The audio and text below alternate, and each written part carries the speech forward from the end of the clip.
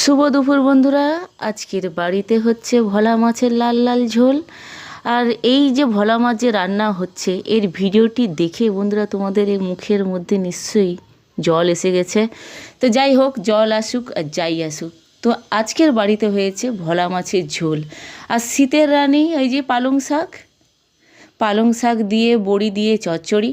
শুধু তো আর তরকারি চচ্চড়ি আর হলে হবে না, তার সাথে একটু অবশ্যই থাকা চাই ভাজাভুজি। তার জন্য আছে সিমের ভাজা। তো বন্ধুরা, আজকের ভিডিওটি যদি তোমাদের ভালো লাগে তাহলে লাইক করবে, শেয়ার করবে, কমেন্ট করবে।